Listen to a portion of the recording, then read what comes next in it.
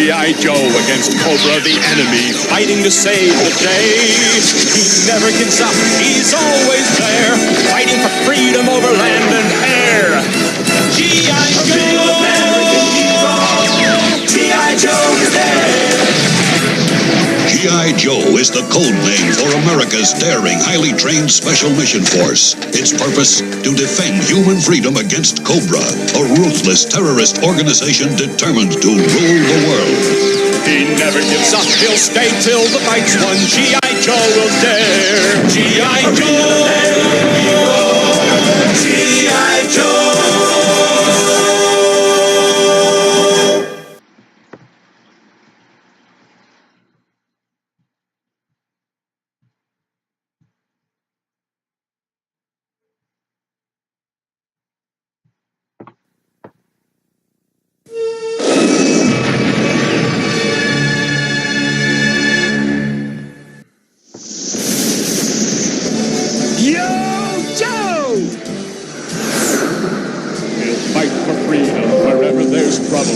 G.I. Joe is there. G.I. Joe, American hero. G.I. Joe is there. It's G.I. Joe against Cobra and Destro, fighting to save the day. He never gives up, he's always there, fighting for freedom over land and air. G.I. Joe, American hero. G.I. Joe is there. G.I. Joe is the code name for America's daring, highly trained Special Mission Force. Its purpose, to defend human freedom against Cobra, a ruthless terrorist organization determined to rule the world. He never gives up, he'll stay till the fight's won. G.I. Joe will dare. G.I. Joe, American hero. G.I. Joe.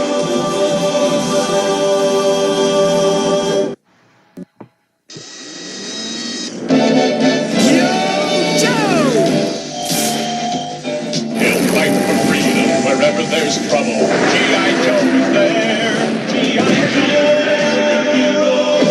G.I. Joe is there. It's G.I. Joe against Cobra, the enemy, fighting to save the day. He never gives up, he's always there, fighting for freedom over land and air. G.I. Joe, American hero. G.I. Joe is there. G.I. Joe is the code name for America's daring, highly trained Special Mission Force. Its purpose, to defend human freedom against Cobra, a ruthless terrorist organization determined to rule the world. He never gives up, he'll stay till the fight's won. G.I. Joe will dare. G.I. Joe, American hero. G.I. Joe.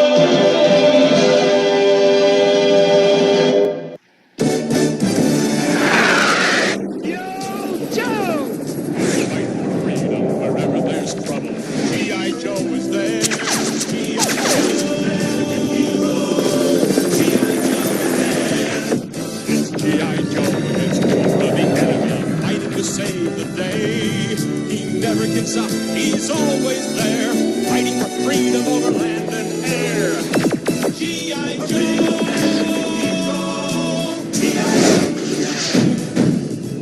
G.I. Joe is the code name for America's daring, highly trained Special Mission Force. Its purpose, to defend human freedom against Cobra, a ruthless terrorist organization determined to rule the world. He never gives up, he'll stay till the fight's won. G.I.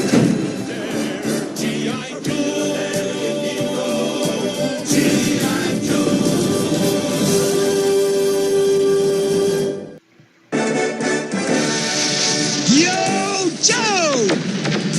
Fight for freedom wherever there's trouble. G.I. Joe is there. G.I. Joe, American hero. G.I. Joe is there. It's G.I. Joe against Cobra, the enemy, fighting to save the day. He never gives up, he's always there, fighting for freedom over land and air. G.I. Joe, American hero. G.I. Joe is there. G.I. Joe is the code name for America's daring, highly trained Special Mission Force. Its purpose, to defend human freedom against Cobra, a ruthless terrorist organization determined to rule the world. He never gives up, he'll stay till the fight's won. G.I. Joe will dare. G.I. Joe, American hero.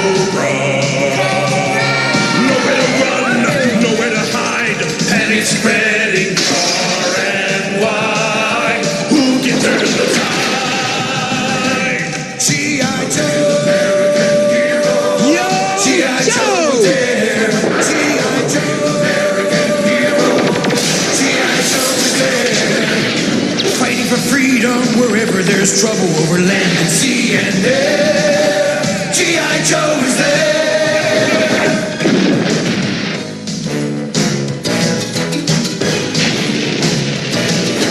Can the world oppose the deadliest of foes? Cobra. Joes will risk it all to end the evil call of Cobra. They never give up, they never say die. Walking tall with banners high, they sound the battle cry. G.I. Joe, American hero. G.I. Joe there. G.I. Joe, American hero. G.I. Joe is there. Fighting for freedom wherever there's trouble over land and sea and air. G.I. Joe is there. G.I. Joe is the code name for America's daring, highly trained Special Mission Force. Its purpose, to defend human freedom against Cobra, a ruthless terrorist organization determined to rule the world. G.I. Joe, American hero. G.I. Joe there. G.I. Joe, American hero. G.I. Joe is there. Fighting for freedom wherever there's trouble over land and sea and air. Retreat! Retreat! G.I. Joe, American hero. G.I. Joe is there. G.I. Joe.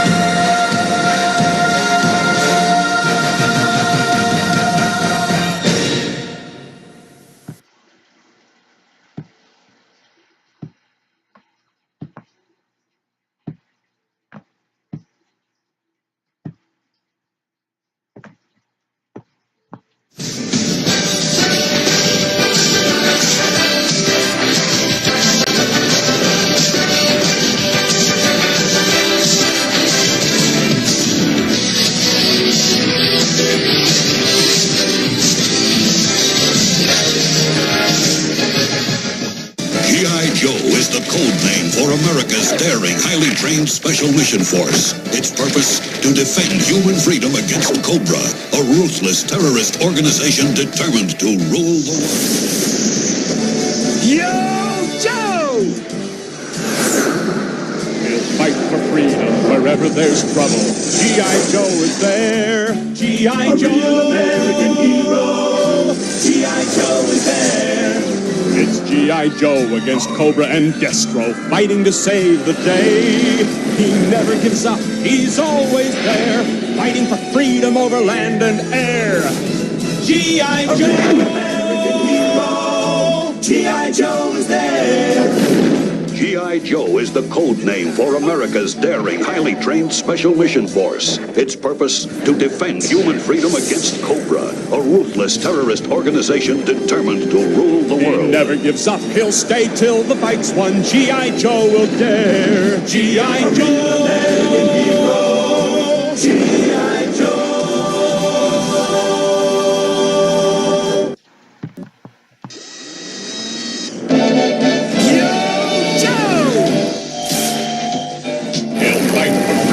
Wherever there's trouble, G.I. Joe is there.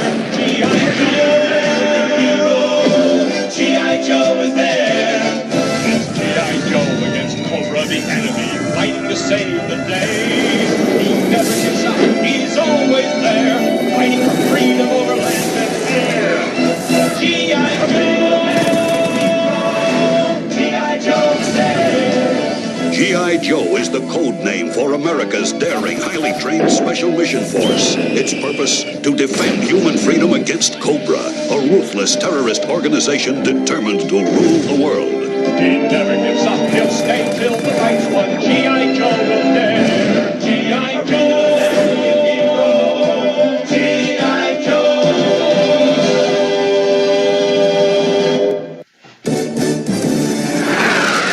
Yo, Joe! Fight for freedom wherever there's trouble. G.I. Joe is there. G.I. Joe, American hero. G.I. Joe is there. It's G.I. Joe against Cobra, the enemy, fighting to save the day. He never gives up. He's always there, fighting for freedom over land and air. G.I. Joe!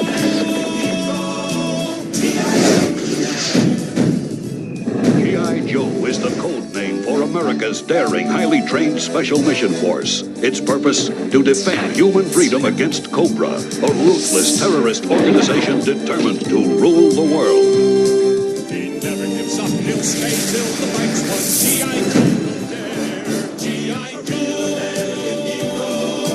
G.I. Joe.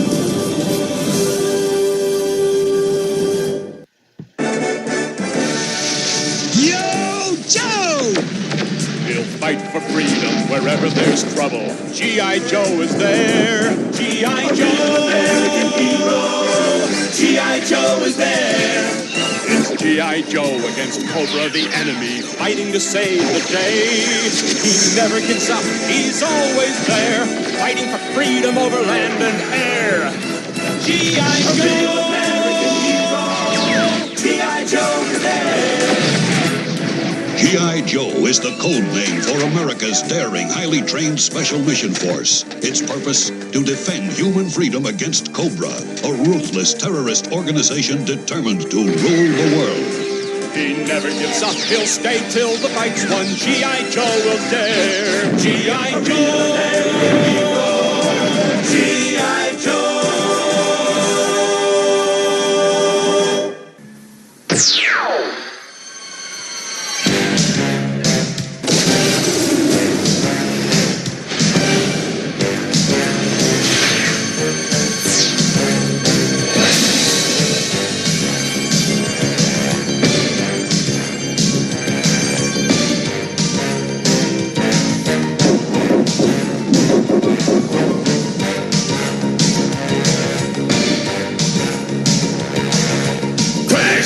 Through the sky comes a fearful cry.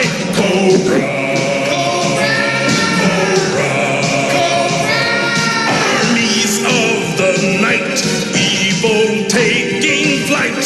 Cobra, Cobra, Cobra. Nowhere to run, nowhere to hide. Panic spreading far and wide. Who can turn the tide? G.I. Joe, American hero. Yo, G.I. Joe Joe! was there. G.I. Joe, American hero. G.I. Joe is there. Fighting for freedom wherever there's trouble over land and sea and air. G.I. Joe is there.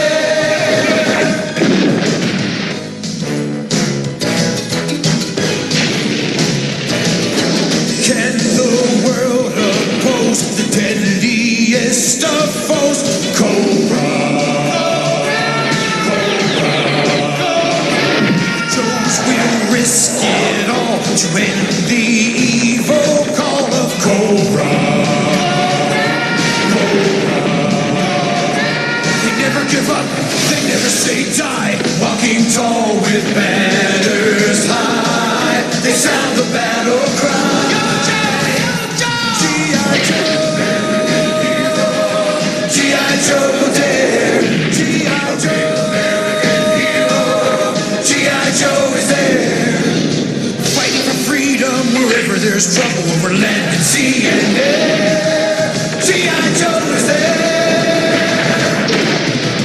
G.I. Joe is the code name for America's daring, highly trained Special Mission Force. Its purpose, to defend human freedom against Cobra, a ruthless terrorist organization determined to rule the world. G.I. Joe, American hero. G.I. Joe will dare. G.I. Joe, American hero.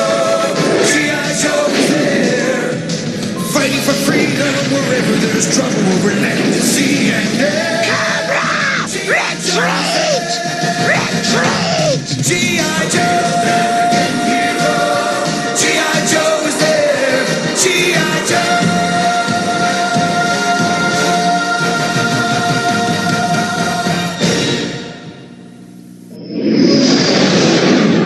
Yo, Joe! They'll fight for freedom wherever there's trouble. G.I. Joe is there. G.I. Joe, international hero. G.I. Joe is there. G.I. Joe against the ruthless enemy, fighting to save the day. They never give up, they're always there, fighting for freedom over land and air.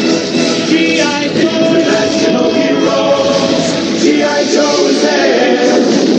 G.I. Joe is the code name for an international highly trained special mission force. Its purpose, to defend human freedom against a ruthless terrorist organization determined to rule the world. They never give up, they'll stay till the fight's won. G.I. Joe will dare. G.I. Joe, international heroes. G.I. Joe. Got to get tough, yo, Joe. Got to get tough, yo, Joe. You know you got to stand tall when it comes down to the wire. You got to play rough when you cross that line of fire. You got to have guts to stand for your rights. You got to keep a grip enough to hold on tight. You got to do the fighting with all of your might. You got to keep the target straight ahead in your sights. Got to get tough, yo, Joe. Got to get tough, yo, Joe. G.I. Joe, America's top secret mobile strike force team. Yo, Joe. The mission, to defend freedom. Yo, Joe. The threat, Cobra, an evil organization bent on world conquest. Yo, Joe. The battle cry, yo, Joe. Got to get tough, yo, Joe. Got to get tough, yo, Joe. Surrounded on all sides, the odds of survival are 1,000,000 to 1. G.I. Joe Street. And with the collapse of the former superpower, Several powerful factions now vie for control. The threat is real. An evil organization calling itself Scum. only as Skull. Their goal, nothing short of total world domination. Led by this man, known only as Iron Claw. We will be victorious! Not on my watch! G.I. Joe Street. Situation critical. Roll call! Ballistic. Harpoon.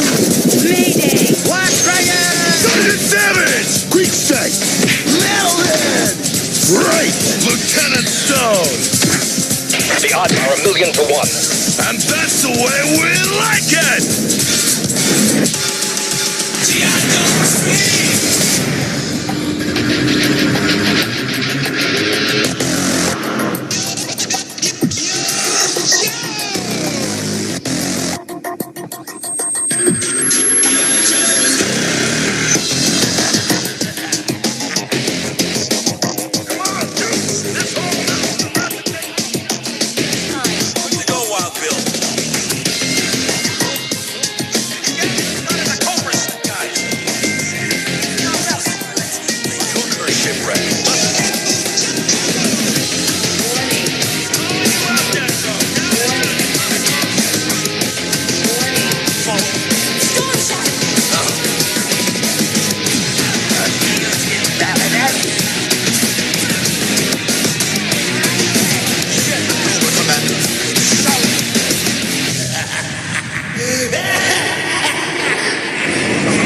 G.I. Joe Sigma 6, code name for a highly trained special mission force. Its objective, stop Cobra, stop Cobra. Sigma 6, be a hero. G.I. Joe will turn the tide. Be a hero. Sigma 6 is on your side. Be a hero. Be the best of the best. Whenever there's a mission, G.I. Joe is there. Sigma man, heavy duty on the scene. Snake eyes, hand to hand, long range, lean and mean. Scarlet, ready to fight. Turbo Red Ignite!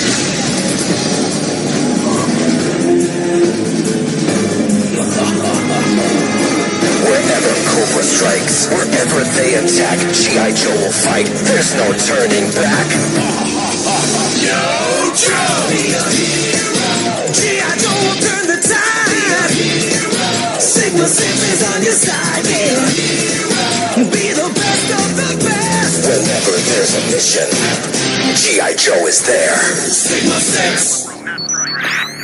Prep for action. Communication is reacquired. All killings end today.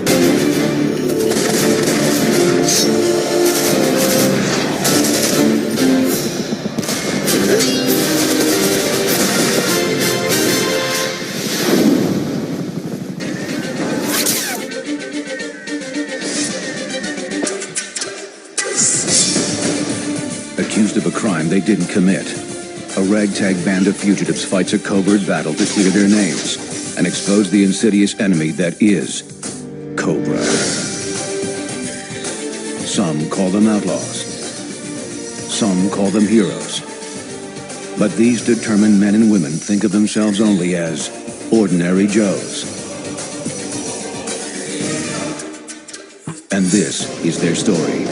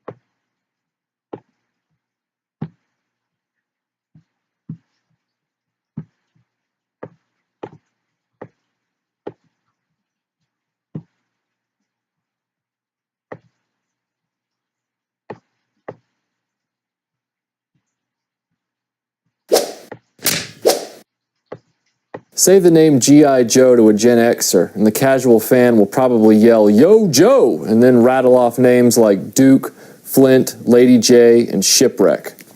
I'd rather save yours. God, I hate Shipwreck. It makes sense. For most people, G.I. Joe is defined by the Sunbow cartoon.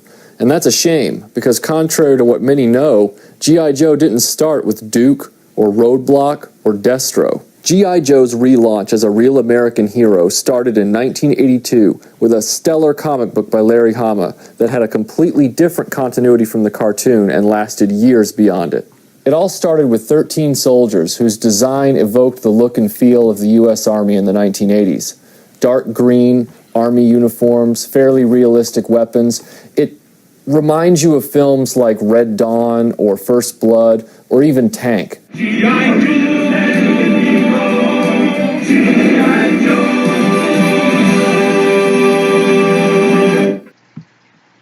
I'm continually surprised that a lot of people and fans of G.I. Joe from my generation have never heard of these characters. So allow me to introduce you to the first 13 members of G.I. Joe. Clayton Abernathy, Denver, Colorado, codename Hawk. West Point graduate, top of his class. The original leader of G.I. Joe wasn't Duke, it was Hawk. Now you might think that you know who Hawk is because you've seen the G.I. Joe movie. That's actually a promoted version of the original Hawk character. That's the general. Hawk in the original 13 was a lower ranking officer, but he was still the head of the original pantheon of G.I. Joes. The cool thing about Hawk was that he didn't come on a card. He came with the mobile missile system, which was this massive ground-to-air strike missile tripod with a fold-out computer. He stood beside it authoritatively and, I guess, dealt out death, or used it to get the other Joes to follow his orders. Alvin Kibbe, Gatlinburg, Tennessee, codename Breaker, communications officer and expert in covert electronics. Breaker is an interesting character in the original 13 Joes. You probably saw him all the time on the cartoon, but didn't realize that he was one of the original 13 members of the toy line. Breaker is generally depicted in the cartoon with a gray uniform, and he's always at the communication station with his headset on. But Breaker was cool because, like the rest of the 13 Joes, he had a real function that the military would have in an infantry squad. He was the radio guy. So Breaker is actually a useful addition to G.I. Joe for those realistic missions. Lonzo Wilkinson, Detroit, Michigan, codename Stalker, former gang leader, fluent in 5 languages. By today's standards, Stalker would be classified as the token black guy in G.I. Joe. But at the time the original 13 members came out, Stalker had a useful function as the second-in-command to Hawk. Stalker was the point man on their missions, while Hawk stayed back and gave out the orders. Stalker actually served a big role in the original animated miniseries as well, The Mass Device. He was one of the most active members of the group at that point. So Stalker got lucky because he was a strong character in the beginning of G.I. Joe's comic book series, and he was a strong character in the beginning of G.I. Joe's animated series, which was rare. Robert Graves, Columbus, Ohio. Codename, Grunt. Straight up soldier, cool under fire. I've known more than a few collectors and G.I. Joe fans who think that Grunt is just a troop builder figure, like a stormtrooper or a Cobra enemy. But in reality, in the comic book, Grunt was a specific character with a real personality. Larry Hama actually wrote into the comic book series later that Grunt was discharged from G.I. Joe honorably and then went off to finish college. He was a fleshed-out three-dimensional human being, but for most people, Grunt is just a generic army soldier. He's got the M16 and the Musette bag. He looks like a background character in a Vietnam movie. So I guess depending on what your priorities are, you can see Grunt as either a unique individual or you can just see him as background fodder for your toy collection. Ralph Pulaski, Pittsburgh, Pennsylvania. Codename, Steeler. Comes from a blue-collar family. Driver of the Mobat. Unlike the Star Wars toy line from Kenner, G.I. Joe actually included pilots and drivers with their vehicles, which was really cool. Steeler is one of the most famous original drivers. If you were lucky enough to get Steeler, then that means you got the Mobat tank with him, and you were one lucky kid. The Mobat's sitting behind me right now, and it's easily the coolest tank Hasbro ever made for G.I. Joe. The thing was motorized, it had rubber treads, it could drive over anything. Books, blankets, your pets. James Barney, Chippewa Falls, Wisconsin. Codename, Grand Slam. Sci-fi and comic book junkie. Operator, Jump Jetpack. Grand Slam is an interesting member of the G.I. Joe team because he's one of the only characters that was visibly changed from the 1982 straight-arm versions into the 1983 swivel-arm versions. Originally, Grand Slam had these red protective pads all over his uniform, and he came with a large artillery cannon. But in 1983, they changed it so that he had these silver pads and a visored helmet, and he came with the Jump Jetpack, which is arguably a lot cooler. Mark Brenston, Chicago, Illinois. Codename, Short Fuse. Comes from a military family. Certified math genius. I wish I had something cool to say about Short Fuse. He's not a bad character. As a matter of fact, what makes him great is that he fills another traditional role in an infantry squad. He's the mortar and artillery soldier. Again, very realistic roles for these characters up front, not caricatures at all. Short Fuse had a strong role in the beginning of the comic book series, but like so many of the original 13, he was slowly pushed off to the sidelines as Hasbro introduced new figures. Lance Steinberg, Asbury Park, New Jersey. Codename, Clutch. Street racer. Greases his hair with motor oil. Chews on the same toothpick for months. Clutch is one of my favorite G.I. Joes because he was my first G.I. Joe figure. And because he was a driver, he came with the Vamp Jeep, which had the big machine gun on the back. Clutch didn't have as prominent a role in the cartoon after it got going, but in the comic book, he was always a strong character and tended to evolve. Larry Hama paid a lot of attention to him. His second incarnation, he became the driver of the Vamp Mark II, which was the desert version of the Jeep, which was really cool because it had doors and a roof, and it had a missile launcher on the back. Rafael Melendez, New York City, New York. Codename, Zap. Bazooka soldier, demolitions expert. Zap is the G.I. Joe bazooka soldier, not to be confused with Zap Brannigan from Futurama or Zap Rousdower from The Final Sacrifice. Zap is cool because not only did he come with this massive bazooka weapon, Zap is also interesting in hindsight because Zap is Hispanic. And I like the fact that he's not a caricature. Like everybody else in the original 13, he wears the same standard uniform they do, and they're all equal. I think that's really cool. I think it speaks to something that was really progressive that was going on with G.I. Joe at that time that quickly just got dumbed down, and then we ended up with characters that were visibly different from one another racially. And I'm not trying to put political correctness into this video at all. I'm just saying that as far as subtlety and a deft hand for design goes, and Larry Hama's writing, Zap is a much more interesting and enriching character to G.I. Joe than the ones that came after him. Anthony Gambello, Lodi, California. Codename Flash. Electronics expert. Laser rifle operator. Flash is my absolute favorite G.I. Joe of all time. Not just of the original 13 members, but of all the G.I. Joes. He wasn't used very much, which is a shame because he's really cool, but I will say he's in the intro of the original cartoon miniseries of each episode, which I think is awesome. And in the comic book, he was used pretty strongly up front, not as strongly as a lot of the other characters, and then he slowly sort of petered out like the rest of them did. I think the reason I liked Flash so much was not just because he was one of my first G.I. Joes, and I know that has a lot to do with it, but because he just looked so unique. He had the red protective pads like Grand Slam and the visored helmet, but he also had this cool backpack with a laser rifle attached to it via cable. Craig McConnell, Malibu, California. Codename Rock and Roll. Surfer, weightlifter, guitarist, machine gunner. I remember when I was a little kid and G.I. Joe had first come out that Rock and Roll was one of the most popular action figures for kids to get because he was the machine gunner. He had the 2 bullet bandoliers crosswise over his chest, and he came with a massive bipod machine gun, and he was always seen riding around on the Ram motorcycle. He had the blonde beard, and he was the surfer guy. Rock and Roll was one of the most memorable of the original 13 Joes for kids who remember them on the toy aisles. Shayna O'Hara, Atlanta, Georgia. Codename Scarlet. Martial arts prodigy, earned her first black belt at 15. Scarlet is probably one of those characters you think you know because you've seen the cartoon. She's the redhead with the ponytail and the crossbow. But if you don't know the original 13 Joes and you don't know Larry Hama's comic book, you probably don't know much about Scarlet at all.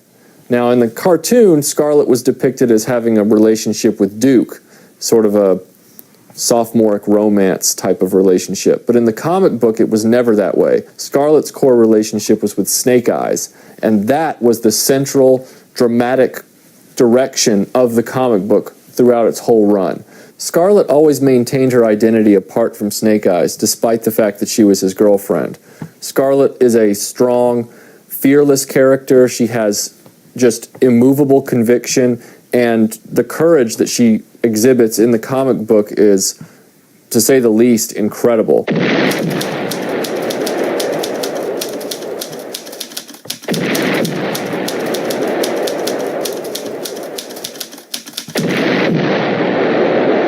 A lot of people remember Snake Eyes as having a wolf companion named Timber, but that's not actually Snake Eyes' first incarnation. His first role was as a demolitions and espionage commando. He didn't have a sword, he wasn't a ninja, he did know 12 martial arts, but I think he was a lot cooler because he was more unique. The 1980s was the ninja craze, but Snake Eyes wasn't, by definition, a ninja at that point. He became a rival for Storm Shadow later in the comic book, and in the cartoon, he frankly got shoved off to the side because he didn't speak. In the comic book, on the other hand, because it's a still visual medium, Snake Eyes was perfect, and he quickly rose to the top. They actually devoted an entire issue to him, issue number 21, which is famous because there's no dialogue, and it's one of the best G.I. Joe issues ever written. I liked these guys a lot because they weren't the caricatures that came soon afterward, and they were some of my first Joes. I find these 13 characters to be more interesting than their successors. It's here, the G.I. Joe collection. Infantry Trooper, codename Grunt. Bazooka Soldier, codename Zap. Motor Soldier, codename Short Fuse. Laser Rifle Trooper, codename Flash. Ranger, codename Stalker. Communications Officer, codename Breaker. Machine Gunner, codename Rock and Roll. Counterintelligence, codename Scarlet. Commando, codename Snake Eyes. Each sold separately. G.I. Joe.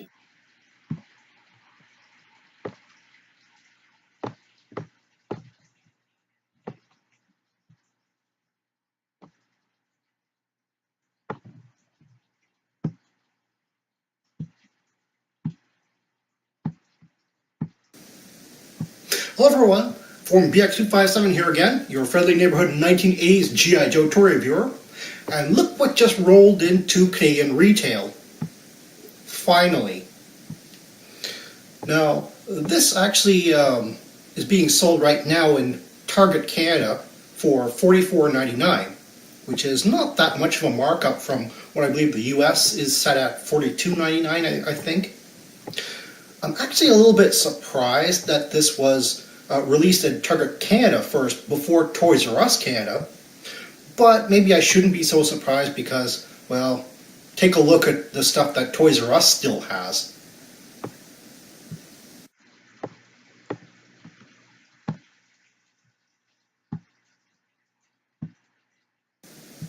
This item actually came in a week ago, but I was waiting for something to show up to add to this review, and that is Ultimate Roadblock.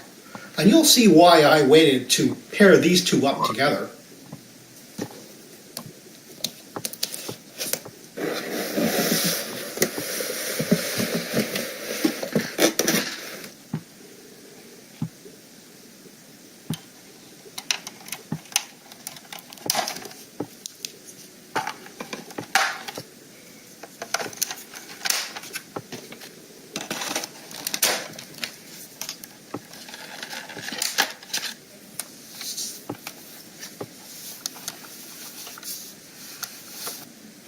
Fully assembled, the Eagle Hawk is a 21-inch helicopter with space for 7 G.I. Joes. The rotor blades actually rotate quite freely. Very nice. But if the shelf space that this thing takes up is a little too much, you can actually fold the rotor blades back.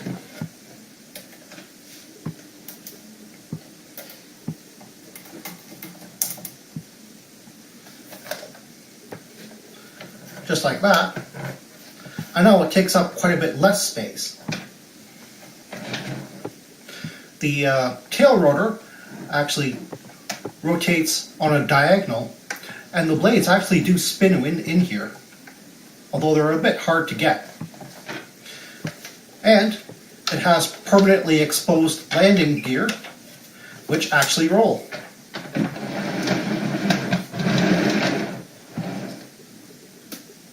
Starting at the front, we have a little tab here which aids in opening up the canopy glass. Inside of the cockpit, we have 2 seats, neither of which have back pegs, so you can use either modern or vintage figures in here, as well as a really nice sculpt on the dash. Also has some very flexible joysticks as well here. On the bottom, we have a rotating and elevating machine gun with really nice detail, more so than the original had, as well as the camera, which goes up and down along with the machine gun. On the side here, we have the 3 missiles on the bottom. We have that repeated on the other side.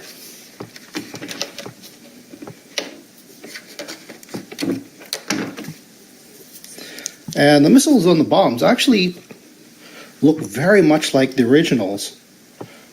There's slight differences in the mold, however. Just looking at the missiles, this is the original one, which is very plain, versus the new one. And this is the new bomb, which is kind of hollow in the inside, and this is the original, which was hollow from this end.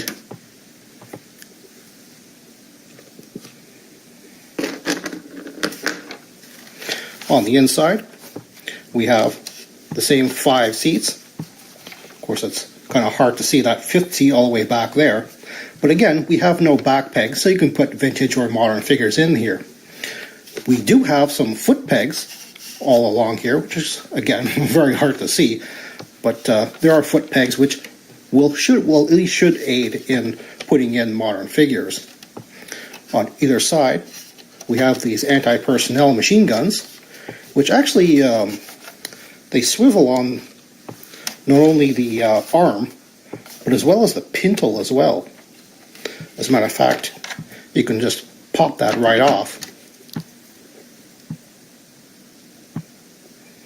So again, very nice detail on here, more so than how the original looked. As a matter of fact, these have some proper handles, which the original machine guns on the Tomahawk lacked.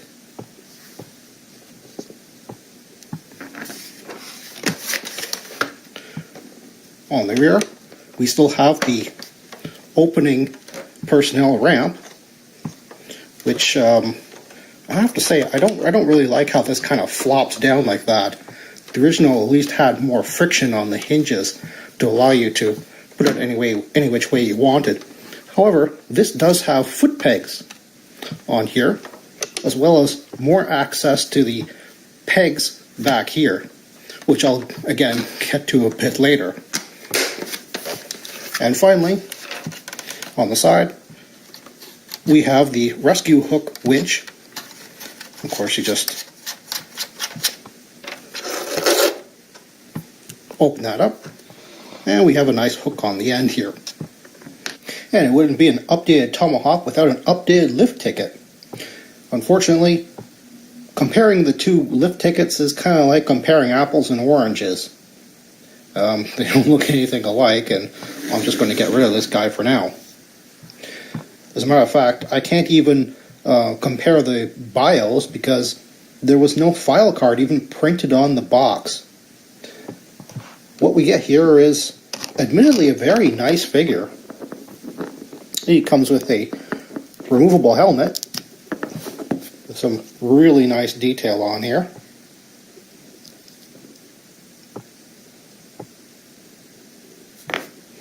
The figure itself has a removable vest.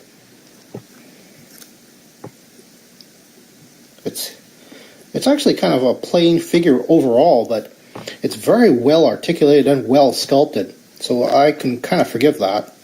Little punch of color on there right in the middle. He also comes with what looks like an AK-74U. I'm not quite sure why he would come with a Russian submachine gun, but, well, there it is. I know a lot of the Rise of Cobra figures, driver figures especially, only had 5 points of articulation. And while, quite frankly, I didn't care about that, being not a modern collector, I know modern collectors really like the fact that this is, in fact, a fully articulated figure. It moves, quite frankly, in almost any direction, really. It has wrists that not only rotate, but they actually kind of bend up and down on both hands. Oh, that's a very neat little feature. Really aids in double wielding very long rifles, in fact. There's a ball, I think, up there on his torso, as well as double hinged knees. That's always very good. And a swiveling toe, ankle I should say, which pivots. One unfortunate thing about these types of figures, modern figures especially, they really need a figure stand, because this guy is really hard for me to stand. And of course, not being a modern figure collector, I don't have a lot of these stands. This is like the only stand I have free. And even then, I still have to put a bit of blue tack on there. Still, this is a really cool figure.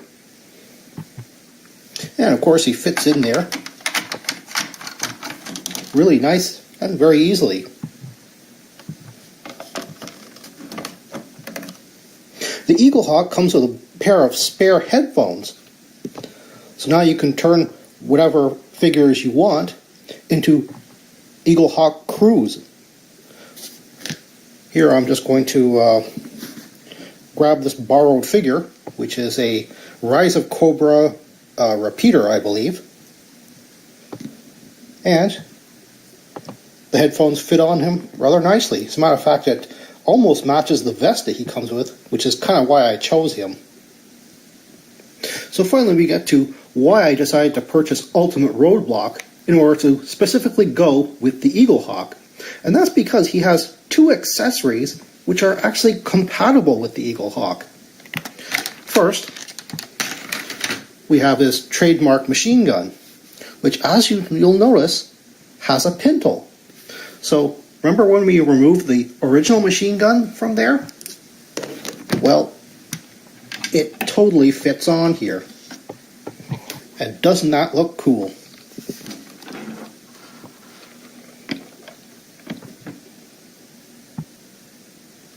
And then there's Roadblock's two-piece backpack, which I'll just connect right now.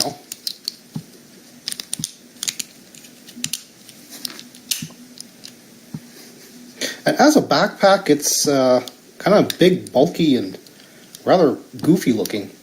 However, its secondary purpose is to be attached to the back of the Eagle Hawk.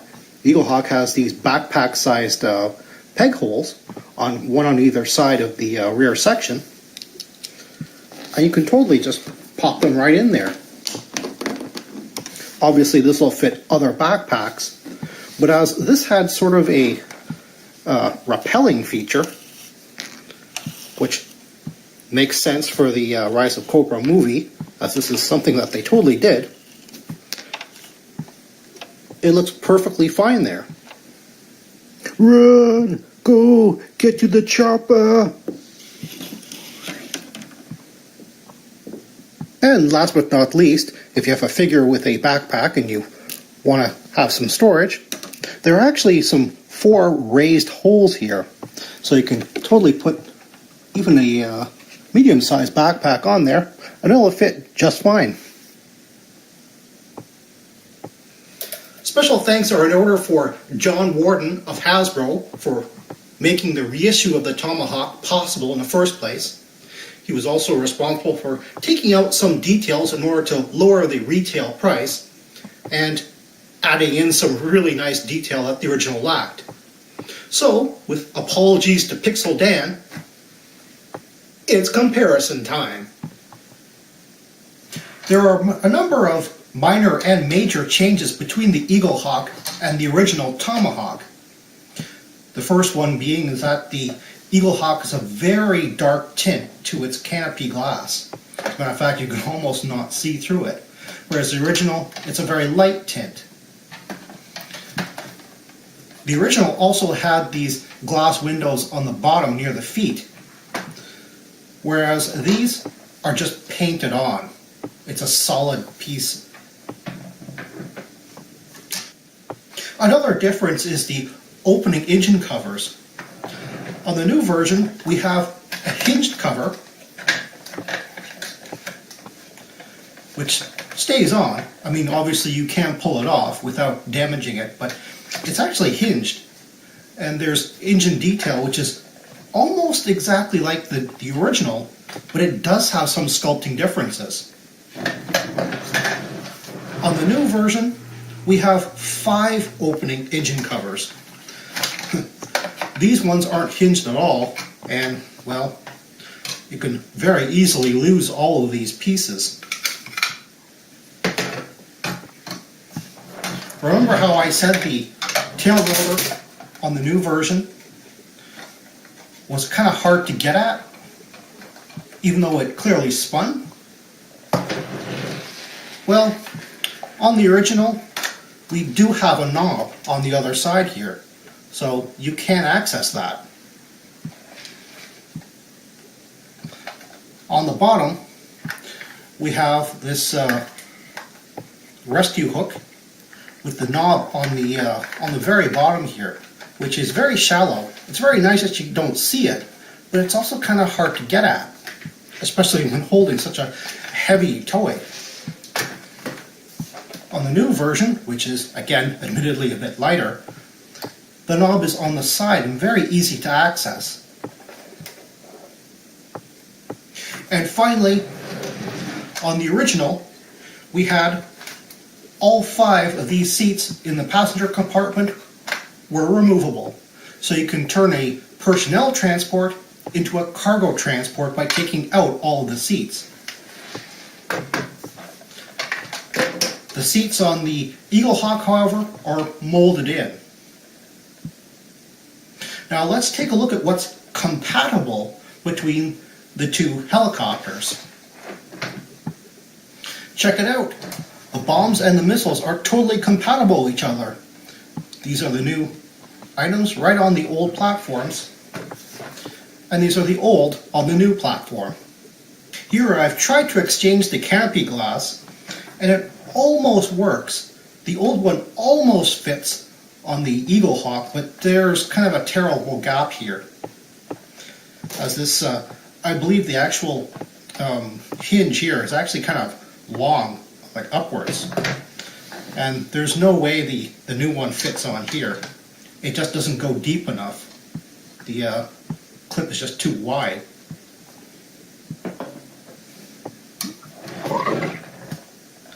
Interestingly enough, you can take the new rotor blades and totally put them on the old Tomahawk. But likewise, the old Tomahawk rotor blades, they don't really fit very well in here, being too thick at the connection point.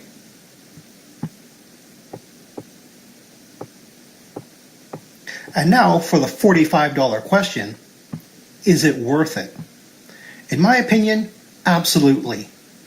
This is a 9 out of 10 on the scale of plastic quality over what you would find in the other comparable military helicopter toys out there.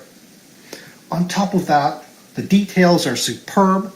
It looks exactly like the 1986 Tomahawk, but it's not outdated either. This is definitely something that you'd give to your kids. And that's kind of the whole point, isn't it?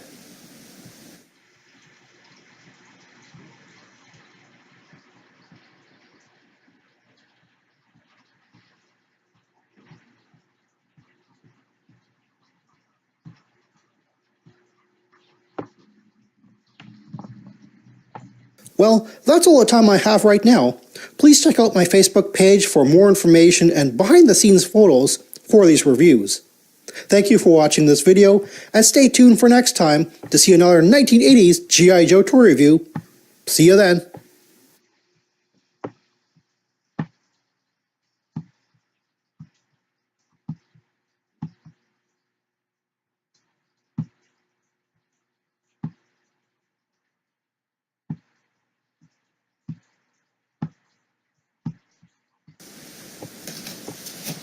Hello everyone, I'm Foreman PX257, your friendly neighborhood 1980s G.I. Joe reviewer, and today I'd like to present my collection video. Now, as of this month, it is my 5th year of doing vintage G.I. Joe videos on YouTube, so I would like to thank all of my subscribers, the commenters, and just all of the viewers who have started with me and stuck with me over the years. You've made this video possible. And here we have a wonderful poster by 3D Joe's, which is still available on the 3D Joe's website. I've just stuck into a cheap $13 Walmart frame. And this is the first shelving unit. There's no real theme, and I haven't organized it per year or anything like that. On the very top is just a display for the Tactical Battle platform.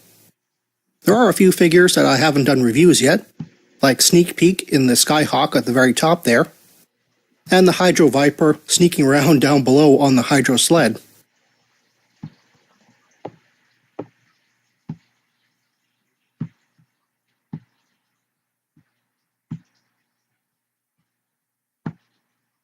Underneath that is another bunch of figures that I haven't done reviews yet. Crazy Legs in the Slam, for instance. Mostly a lot of couple figures here, like Lady J and Flint and Snake Eyes and Scarlet. Down below here is, well, I guess this is an Arctic theme. I have another bunch of figures that I haven't done reviews yet. Blizzard, and the second version of Storm Shadow, who are riding on top of Sergeant Slaughter's Triple T here. I'll probably redo a video for the ammo dump. And there's the third version of Snake Eyes, the 1989 version, sitting in the Snowcat.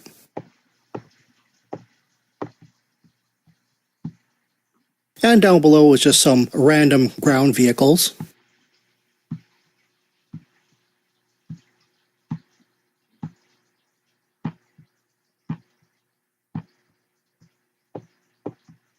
Next, we have the big display wall, which is usually behind me when I do the intros to my review videos. There are 49 of these cards on this particular foam wall.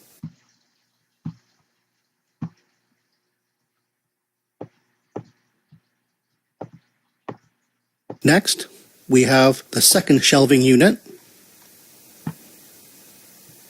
A lot of the small playsets on this one. You'll notice that I have one of my new 1990 figures, Ambush, manning the checkpoint with Beachhead there.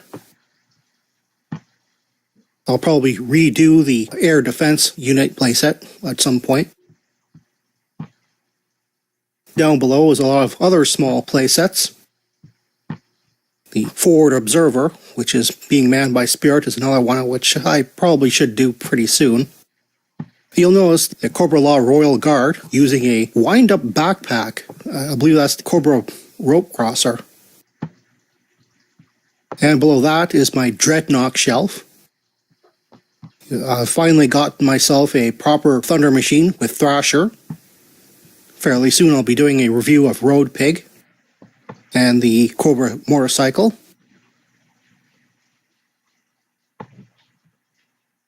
There's Naugahyde in the background. Xandar flying the 1987 jetpack. And just Raptor floating around there.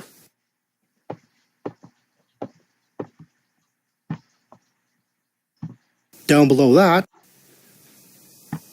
I have the 1987 Persuader with backstop, being manned by the second version of Rock and Roll. There's also a 1990 Pathfinder in the turret, but I haven't completed that figure yet, so it'll take a while for that review to come out. Beside that is the third shelf, which is mostly a Cobra shelf here.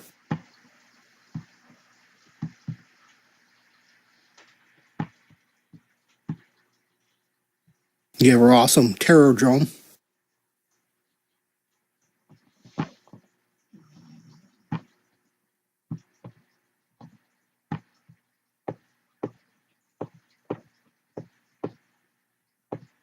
I have yet to do a review of the Armored Cobra Commander, or the Buzzbore yet.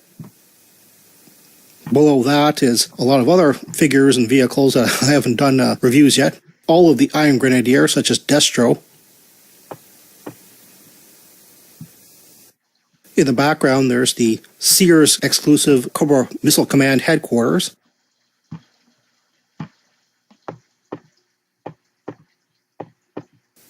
And there's also a few other Iron Grenadiers here, which I'll probably do very shortly. Below that is a whole bunch of toys, which I think I have done reviews of. Floating around is an Astro Viper. I don't think I have him complete, so that will take a while. But he's actually on a pullback vehicle pack, kind of like the wind-up action packs. And there's a Frag Viper on the Ferret ATV.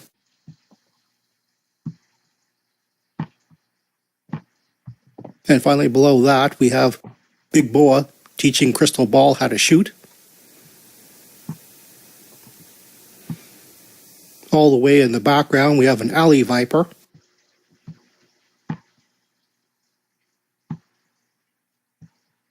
And you'll notice that I have scrap iron with the Missile Defense Unit, which I've always considered a Cobra playset, but it's really not. There I have my childhood airborne figure with the parachute pack. And this was the mail-away Microfigures poster. Down below I have the complete set of Microfigures from 1988. And that's the original tray that they came in if you bought it as a set. Then there's shelf 4.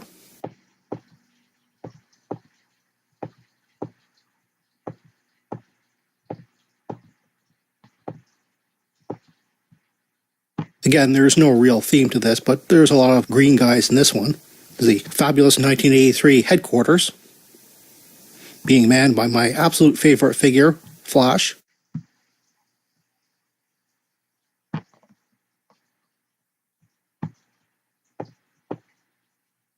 Underneath that, we have the Viper pilot on his Viper glider.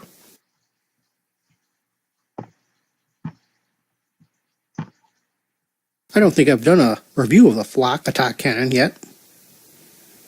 In the background, we also have the 3 pack rats. I've been challenged to do a review of them. Below that, we have a lot of the large vehicles.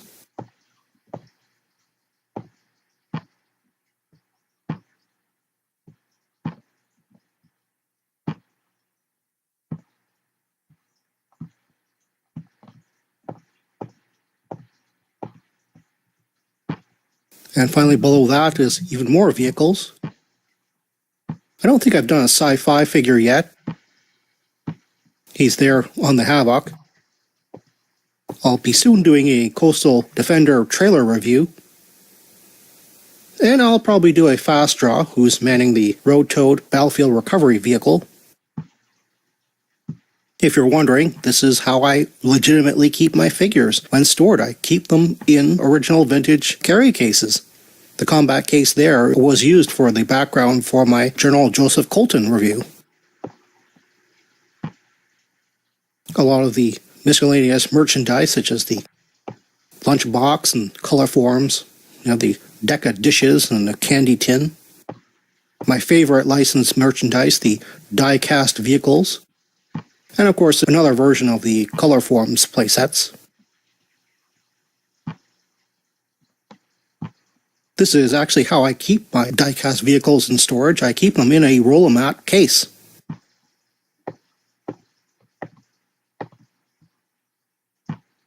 Next, we have the 6 shelving unit with the large jets on it.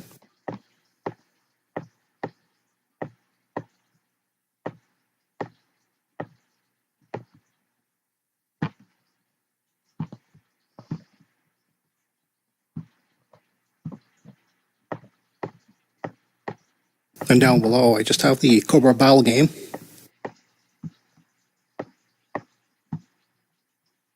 A closer look at the Night Raven. And this is the original Tomahawk. I finally found a use for the Steel Brigade figures as Tomahawk crewmen. And up above, I have Jinx on yet another wind-up action pack.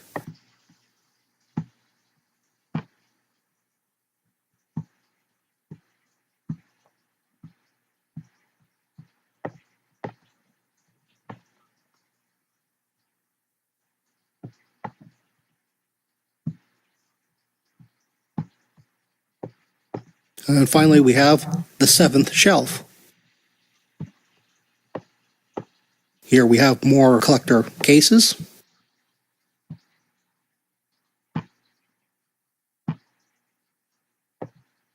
Below that, we have some fairly important names in G.I. Joe industry here, such as lead designer Ron Rudat, one of the artists, painters, Dave Dorman, as well as Russ Heath, who did the sketches for the control art for the cartoons. And speaking of the cartoons, here we have a complete set of the cartoons in both DVD and Blu-ray format. All the comics in trade paperback form. And some of the autographs from some of the voice actors for the cartoons.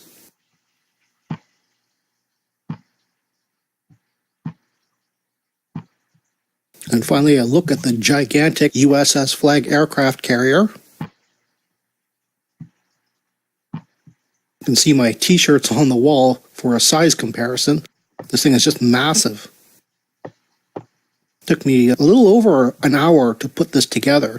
And it would have taken me even longer, but I decided not to put any of the internal parts for the tower in. And here we have a hydrofoil with 3 of my new figures, a 1990 figure such as the Night Creeper, the Saw Viper, and a Range Viper.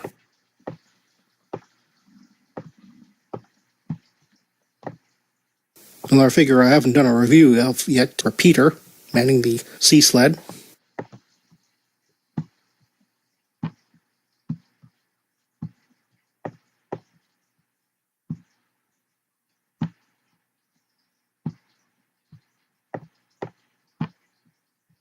My second airborne figure, which I use for reviews. I don't use my original stuck on the wall because he's full of cracks and rubbed off paint.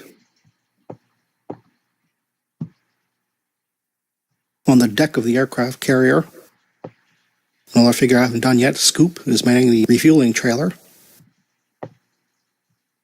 Soon I'll be doing a review of the weapon transport, which is what Airtight is driving there.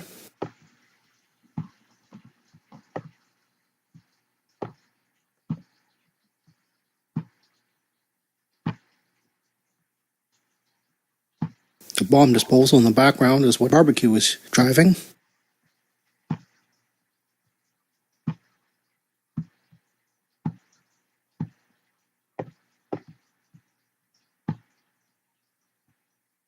Which has a topside figure, which I haven't done yet, and a bullhorn figure.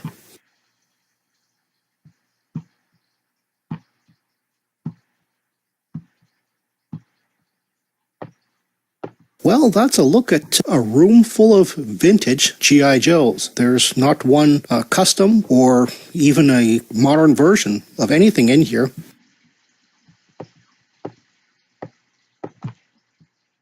Well, that's all the time I have right now. Please check out my Facebook page for more information and behind-the-scenes photos for these reviews.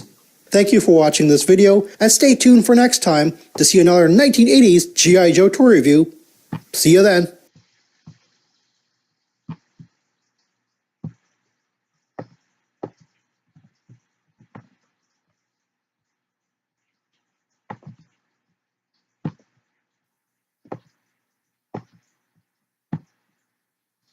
Hello and welcome.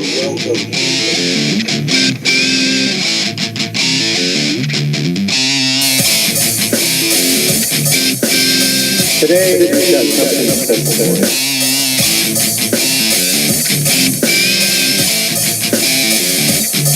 So sit down, take a round, and enjoy. Now that's a cool toy.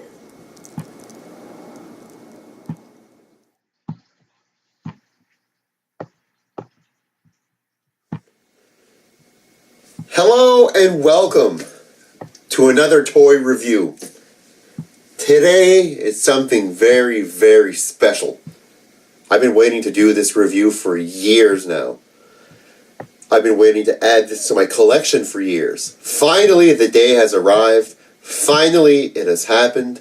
And here it is, man. You guys are going to get the review. I'm going to put you guys into like a little scenario here since it's the holiday season and all. Do you guys remember when you were kids, you're sitting around the tree, you're like, oh yeah, what am I going to get for Christmas? What am I going to get for Christmas? And then you have something like this, a box like this, underneath the tree wrapped up. And you're like, oh my god, this is huge, it's a huge box, what the fuck is that? And then you'd open it up and oh my god, it's fucking hydrofoil. Yeah, thanks mom and dad. And you freak out. Because it was cool. This is big. It's a fucking big box. Big box. Right now it's a big box. And I'm a huge motherfucker. So when I was a kid, this was like 5 times the size. So it was awesome. I was like, holy shit, man, this is huge. Awesome. Wow, that's a big gift. Thanks, Mom and Dad. We were happy to get these big boxes under the tree. And then we put it all together and we get our little hydrofoil here. Woo,